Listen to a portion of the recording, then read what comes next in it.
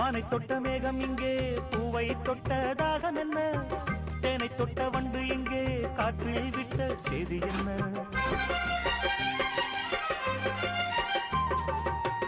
தங்க மலைச்சாரல் எந்த ஊரோ இங்கு என்னை கைது செய்வார் யாரோ